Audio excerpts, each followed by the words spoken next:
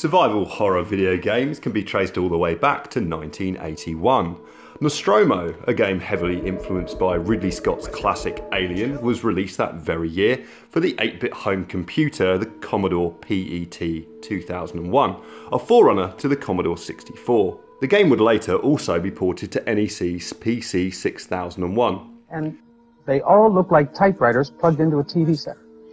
Nostromo would see players trying to evade a hidden alien whilst managing dwindling resources.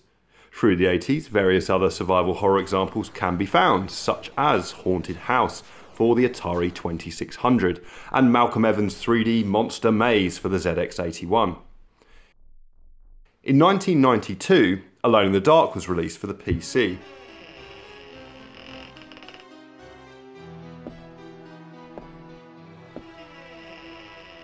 The first ever survival horror game to use polygonal characters set over pre-rendered backgrounds. A graphical trick that would prove very effective in the days when pushing polygons was very system intensive. Alone in the Dark is a legendary series and it would spawn multiple sequels. Let's go back a bit. Takeru Fujiwara, a game designer famous for his work on many great titles such as Ghosts and Goblins, Mega Man and Bionic Commando, helped create Capcom's cult hit Sweet Home, a game developed for the Famicom in 1989 and based on the Japanese horror film of the same name. Very ahead of its time, the atmospherically oppressive title would see players exploring a mansion as they are attacked by ghosts and supernatural beings, with puzzle solving and managing limited resources making up a large proportion of the gameplay. Notes would be scattered around to deliver the game's story, and the open world style level design was very ahead of its time. Sadly, the game would never see a Western release, although, wink wink, English language ROMs can be found online today if you look in the right places.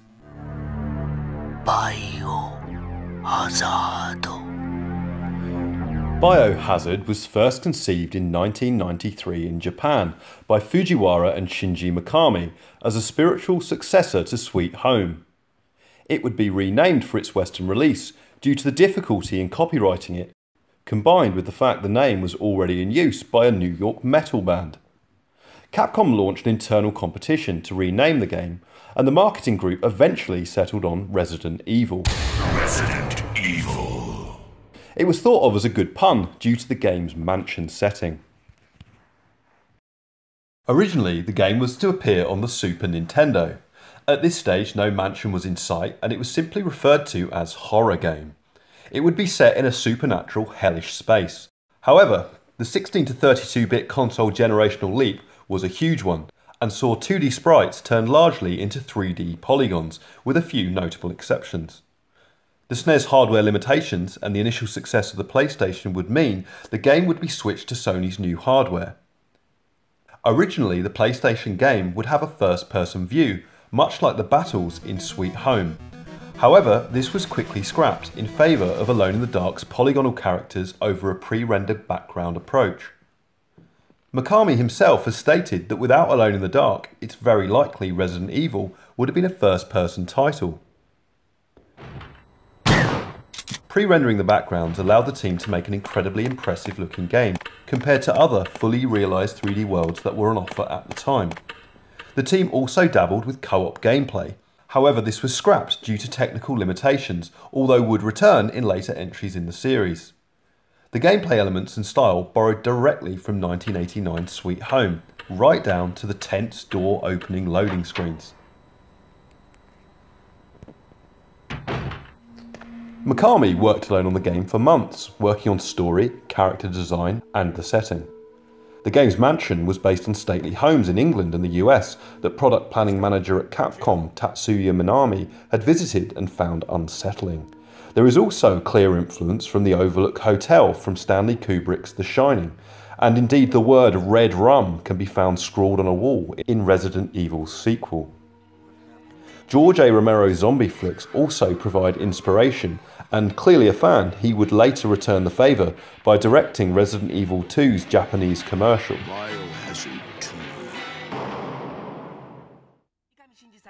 In the end, 80 people would work on the game, and it would take a full 3 years to realise Fujiwara's vision. The powerful PlayStation and the use of pre-rendered backgrounds gave great freedom and allowed the final team to create an incredibly immersive world, although at this point, Capcom themselves were sceptical a horror game could have mainstream success. Following an amazing reception from the gaming press after its release in 1996, I bought my copy via mail order from well-known British game seller Special Reserve. I can still remember seeing the case for the first time and being alarmed by what I may have gotten myself into. You play the game as either Jill Valentine or Chris Redfield as you investigate the disappearance of fellow Bravo team members, ending up trapped in a mansion that houses the evil Umbrella Corporation's bioweapons development. The plot is great and has many twists and turns to keep the player engaged. I was immediately shaken up by the opening few minutes of the game.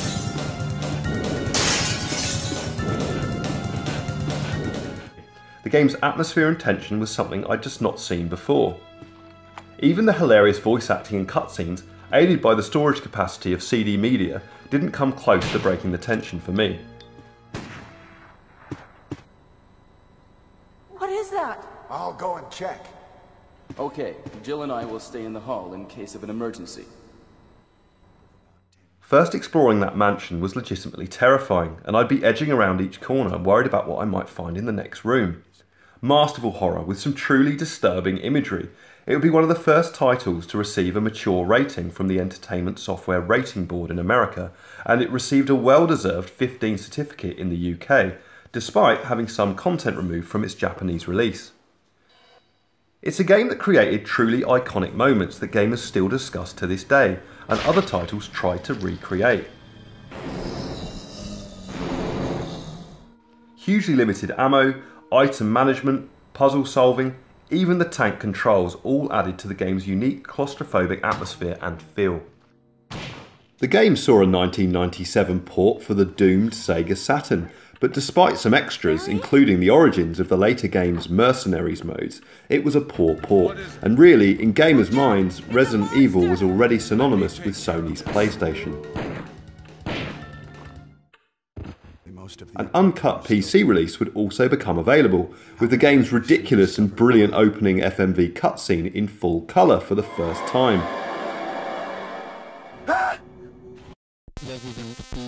There was even an unreleased Game Boy Color port in the works.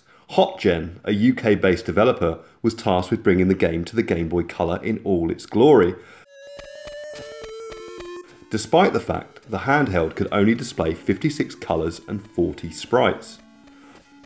HotGen managed to cram almost the whole game in some form onto the console, but sadly Capcom pulled the plug on the project before completion, saying they were not confident that the product would have made both consumers and Capcom happy.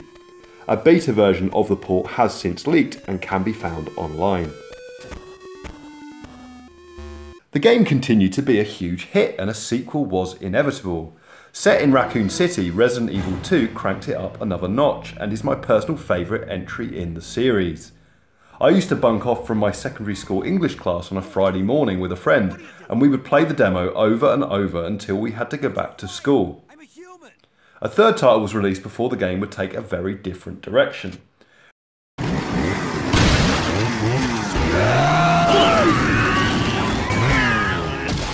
Resident Evil 4, initially a GameCube title, switched up the pre-rendered style for a fully 3D action horror orientated approach.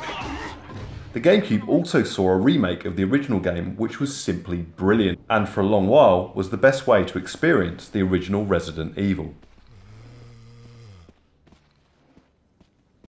Welcome! The action-based reinvention for Resident Evil 4 was a massive success, and the game has since been ported relentlessly for every following generation, and quite rightly so. The game is incredible and has aged brilliantly. Sadly, in time, this more action-based approach would see the series slip too far away from its roots and become somewhat unrecognisable and at times ludicrous.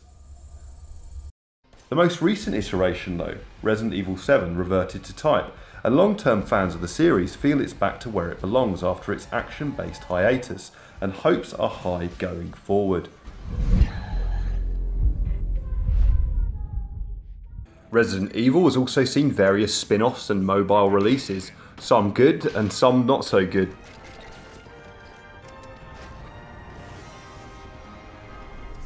Resident Evil.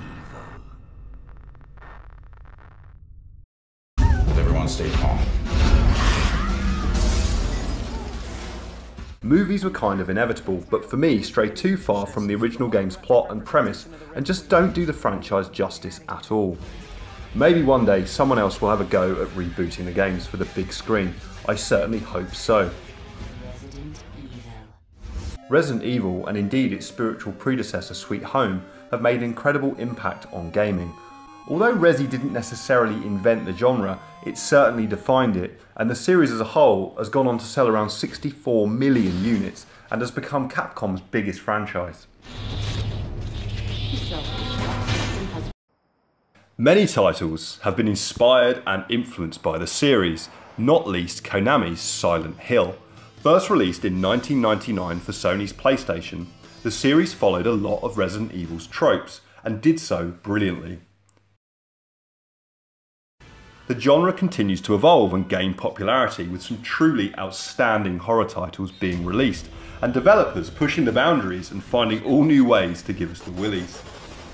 It'll always be hard though to recreate the impact of those first steps into Resident Evil's mansion, slowly opening those doors and your first encounters with the undead.